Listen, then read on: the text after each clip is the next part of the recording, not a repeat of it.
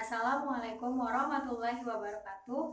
Di sini kami akan mempresentasikan analisa tugas wajib teknik gempa. Kami kelompok S3 mendapatkan soal yaitu tipe portal C, di mana seperti terlihat pada gambar, dengan data perencanaan yang diketahui yaitu X1 sama dengan 5,05 meter, X2-nya yaitu 2,92 meter. Jadi lebar totalnya yaitu X1 ditambah X2 yaitu 7,97 meter. Selanjutnya Y1 sama dengan 3,06 meter, Y2-nya 3,62 meter, Y3-nya yaitu 4,12 meter, Y4-nya 4,65 meter. Jadi panjang totalnya yaitu 15,45 meter. Selanjutnya H1 sama dengan 4,91 meter, H2-nya 4,91 meter, H3-nya 4,70 meter, H4-nya 4,57 meter, H5-nya 4,57 meter. Jadi H totalnya yaitu 23,66 meter. Selanjutnya di sini N-nya sama dengan 25,28, R betonnya yaitu 5,19. Lokasi yang kami dapatkan yaitu di Palopo, dengan fungsi gedung yaitu ruko. Mencari gaya geser horizontal akibat gempa. Diketahui N sama dengan 25,28, H sama dengan 23,66, lokasi Palopo, fungsi gedung ruko. Yang pertama, kita menentukan kelas situs. Karena diketahui N sama dengan 25,28, maka pada tabel 5 klasifikasi situs SNI 1726 tahun 2019 halaman 29, jika nilai N ada antara 15 sampai 50, maka termasuk kelas situs SD atau tanah sedang. Selanjutnya yang kedua, kita menentukan nilai S1 dan SS. Untuk mengetahui nilai S1 dan SS, yang pertama kita bisa lihat pada peta gempa SNI 1726 tahun 2019 untuk S1 halaman 234 gambar 16 dan untuk SS pada halaman 233 gambar 15. Di sini yang pertama kita menentukan S1 dulu. S1 adalah parameter percepatan respon periode 1 detik. Di sini pada peta gempa, untuk lokasi Palopo indikator warnanya yaitu krem. Kemudian kita cocokkan dengan indikator warna di bawahnya. Jadi kita dapatkan nilai S1 sama dengan 0,3 G. Selanjutnya kita menentukan nilai SS, di mana SS adalah parameter percepatan respon periode pendek. Di sini pada peta gempa, lokasi Palopo yaitu indikator warnanya warna jingga, kemudian kita cocokkan dengan warna di bawahnya. Jadi kita dapatkan nilai SS-nya yaitu 0,7 G. Selanjutnya yang ketiga, mencari nilai FA dan FP. Yang pertama nilai FA pada tabel 6 halaman 34 SNI 1726 tahun 2019, karena nilai SS-nya yaitu 0,7 berada di antara 0,5 dan 0,75, dan kelas situs SD nilainya antara 1,4 dan 1,2, maka untuk mencari nilai FA-nya digunakan interpolasi, yaitu 1,4 ditambah 1,2 dikurangi 1,4 dibagi 0,75 dikurangi 0,5, kemudian dikalikan 0,75 dikurangi 0,5. Jadi nilai FA-nya didapatkan yaitu 1,24. Selanjutnya kita mencari nilai FP. Pada tabel 7 halaman 34 SNI 1726 tahun 2019, karena nilai S1-nya sama dengan 0,3 dengan kelas situs SD, maka didapat nilai FP-nya sama dengan 2. Selanjutnya, yang keempat, kita menentukan spektrum respon desain berdasarkan SNI 1726 tahun 2019 pasal 6.3. Di sini SDS sama dengan 2/3 SMS, di mana SMS sama dengan FA kali SS. Jadi nilai SDS sama dengan 2/3 kali FA kali SS sama dengan 2/3 kali 1,24 kali 0,7, maka didapatkan nilai SDS sama dengan 0,578 G. Selanjutnya nilai SD1 yaitu 2/3 SM1, di mana SM1 sama dengan FP kali S1.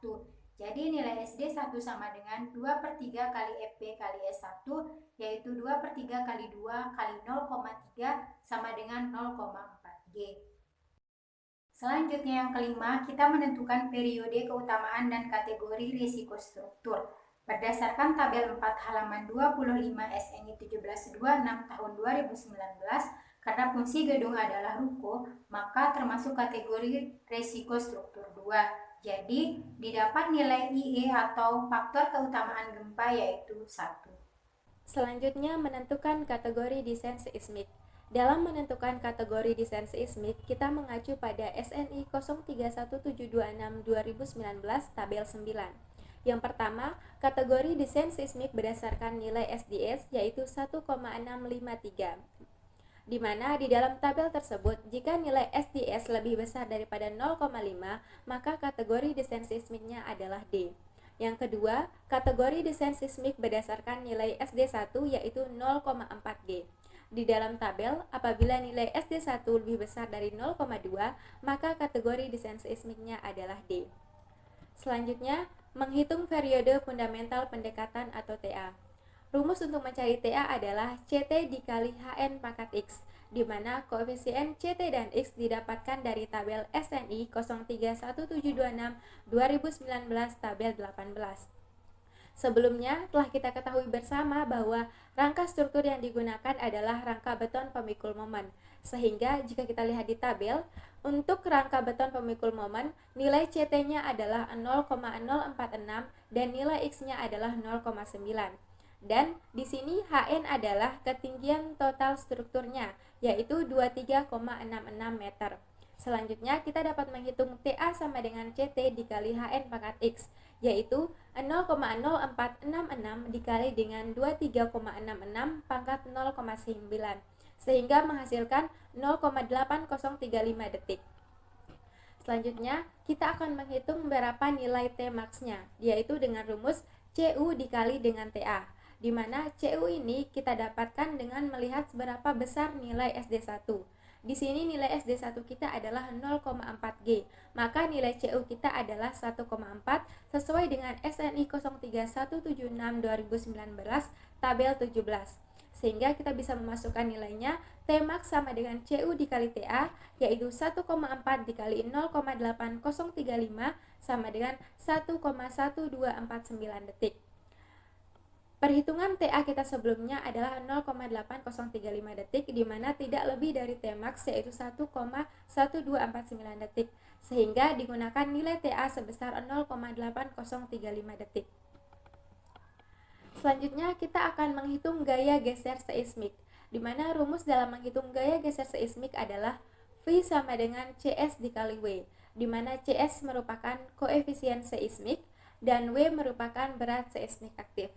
Sebelumnya telah kita ketahui bahwa nilai SDS sama dengan 1,653G dan R adalah 5,19 dan I atau faktor keutamaannya adalah 1. Rumus untuk mencari CS adalah SDS dibagi dengan R per 1, sehingga CS sama dengan 1,653 dibagi 5,19 per 1, sehingga menghasilkan nilai CS sebesar 0,319. Selanjutnya, untuk menentukan rumus apa yang kita gunakan dalam menghitung CS max dan CS min, kita harus mengetahui terlebih dahulu berapa nilai TL-nya. Berdasarkan SNI gambar 20 1726-2019, nilai TL untuk daerah Palopo adalah 12 detik.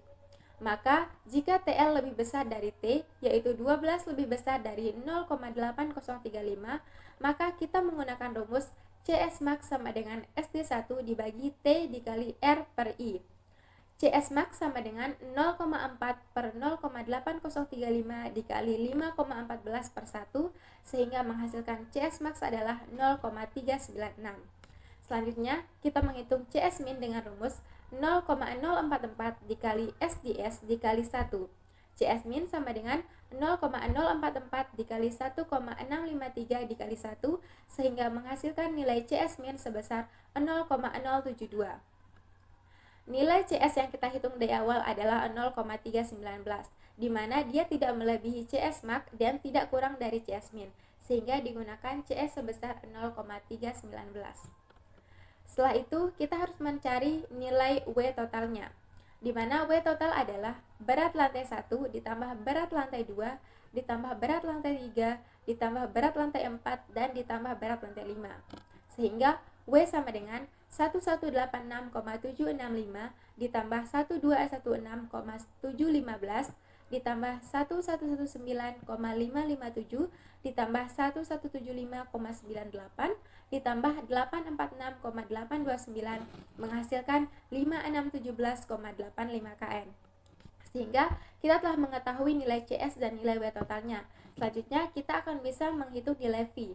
V sama dengan CS dikali W, sama dengan 0,319 dikali 5617,85 menghasilkan nilai V sama dengan 1789,630 kN. Selanjutnya kita masuk ke perhitungan menghitung gaya lateral gempa tiap lantai. Untuk memudahkan menghitung gaya lateral gempa tiap lantai, kita menghitungnya dalam bentuk tabel seperti ini. Untuk memudahkan teman-teman memahami cara menghitung gaya lateral gempa tiap lantai, kita akan menjabarkan perhitungan gaya lateral gempa pada lantai 5. Kita mulai dari tabel pertama, yaitu adalah lantai kelima, di mana di sini ada HI dengan satuan meter. HI adalah total ketinggian dari dasar sampai ke lantai 5, yaitu 23,66 meter. Selanjutnya HI pangkat K. Kita sudah mengetahui nilai HI-nya. Selanjutnya kita harus mencari nilai K-nya, di mana K adalah nilai eksponen yang berkaitan dengan periode struktur. Dalam mencari nilai K, persyaratan yang harus kita lihat adalah yang pertama, jika T kurang dari 0,5 detik, maka nilai K-nya sama dengan 1. Jika T lebih dari 2,5 detik, maka K-nya sama dengan 2.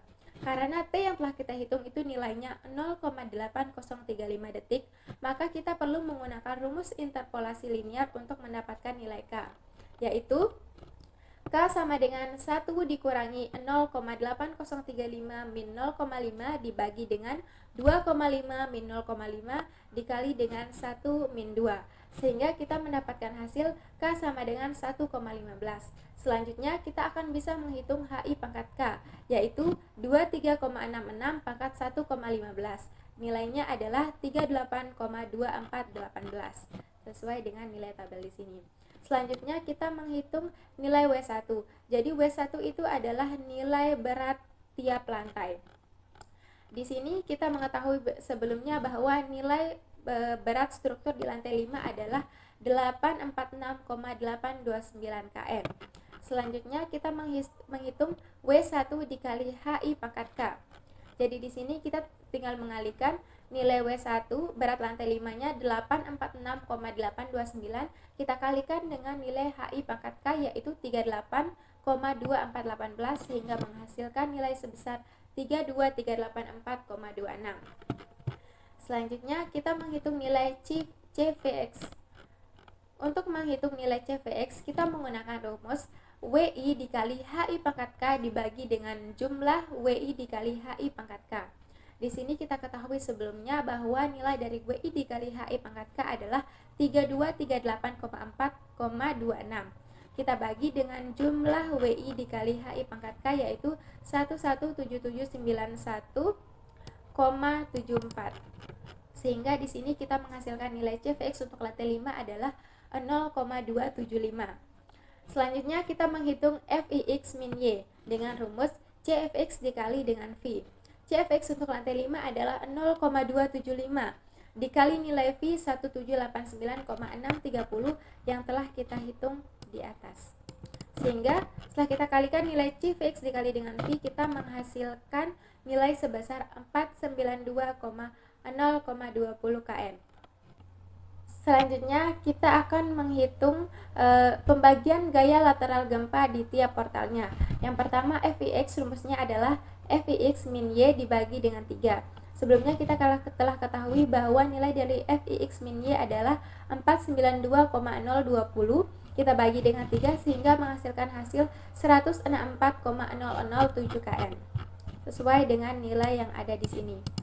Selanjutnya FIY sama dengan FIX min Y dibagi dengan 5, yaitu 492,020 dibagi dengan 5 menghasilkan 98,404 kN.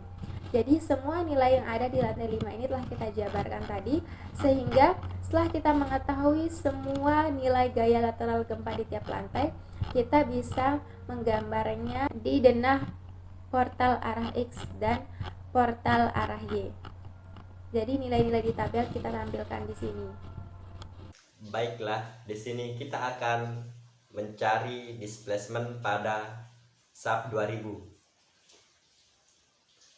Pertama, sebelum kita mencari displacement pada SAP 2000, kita buka dulu filenya dengan mengklik open. Kemudian kita buka. Nah, di sini bisa kita lihat model yang telah kita buat. Untuk mencari atau melihat displacementnya, kita mengklik display. Pertama kita klik display, kemudian show deformed shape, kemudian kita pilih beban gempa arah X, kemudian kita klik OK. Nah, kita pilih XZ. Ini merupakan bentuk deformasi dari model atau struktur yang telah kita buat. Karena kita sudah menggunakan diafragma per lantainya, artinya ketika suatu kolom bergerak 1 mili ke kanan, maka kolom yang lain juga akan bergerak 1 mili ke kanan. Dalam artian, pada setiap join ini, nilai displacementnya akan sama. Di sini kita akan melihat nilai displacementnya. Pertama kita pilih joinnya. Di sini saya akan memilih join yang berada di tengah. Kita pilih. Kemudian kita klik display, kemudian show table. Nah, di sini kita bisa melihat tab-tab yang akan kita centang di sini. Di model definition ini kita centang di connectivity data pada join coordinate, dan pada analysis results ini kita pilih atau kita centang pada join output pada bagian displacement. Nah, kemudian pada load case results ini kita akan memilih beban gempa arah X. Kita klik OK, kemudian OK. Nah, kalau sudah seperti ini, kita akan ekspor ke Microsoft Excel. Kita ekspor all table, kemudian to Excel.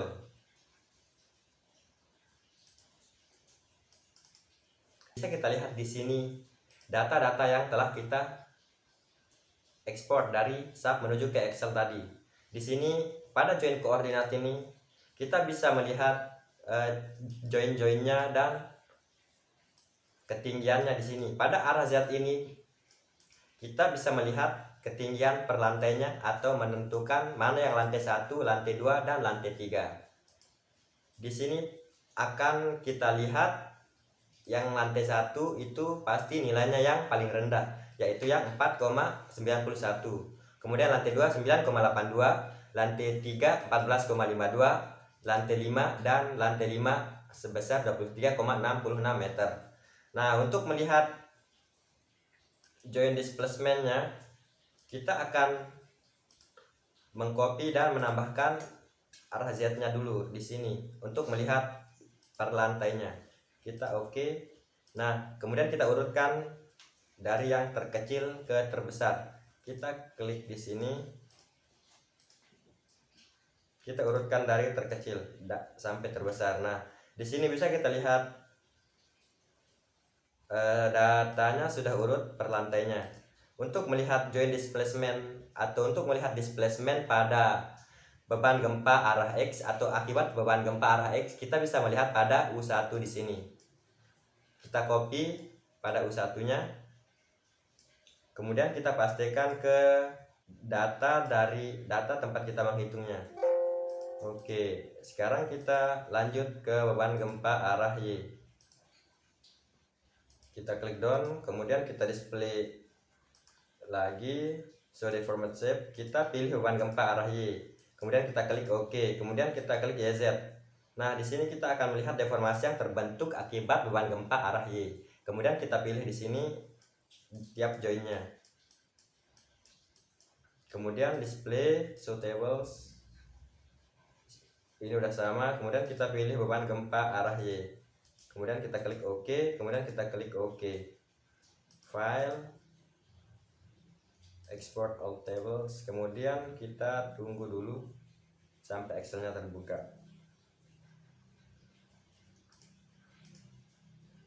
Nah, bisa kita lihat di sini seperti yang tadi, kita copy, kemudian kita pastikan di sini.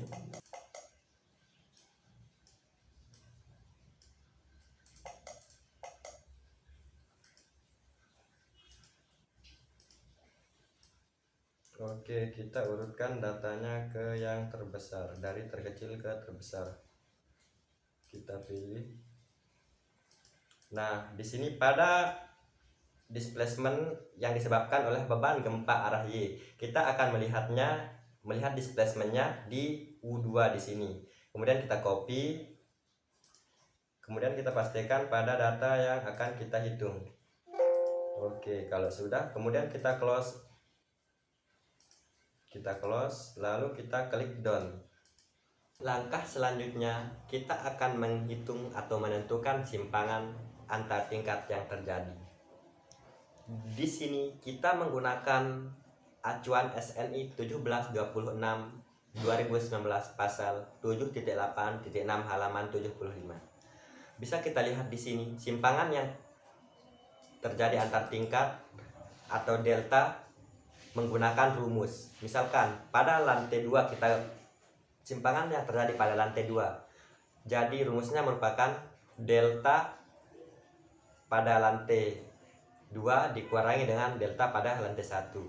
Di sini kita telah mengumpulkan data-data yang dibutuhkan, yaitu di antaranya CD. CD ini merupakan faktor pembesaran simpangan lateral berdasarkan SNI 1726 tahun 2019, tabel 12 halaman 50. Kemudian IE di sini merupakan faktor keutamaan gedung. Besar displacement atau delta elastis dari SAP 2000, kita telah mendapatkan simpangan atau displacement elastis arah X dan arah Y.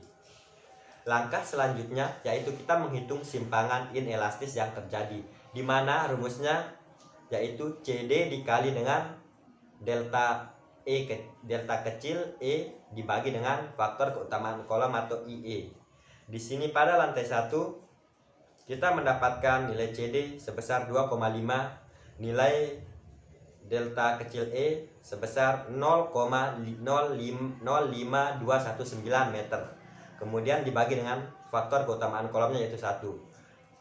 Di sini kita sudah menemukan hasilnya yaitu 2,5 dikali 0,005219 dibagi dengan 1. Hasilnya 0,0130 meter. Begitu juga seterusnya sampai lantai kelima. Kemudian kita ke arah Y.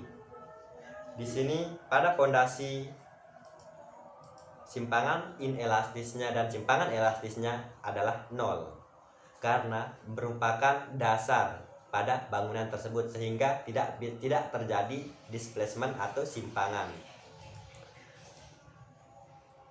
Pada lantai 1 untuk menghitung simpangan inelastisnya, rumus yang kita gunakan sama yaitu CD atau faktor pembesaran simpangan lateral dikali dengan delta E atau simpangan elastis dibagi dengan IE atau faktor keutamaan gedung.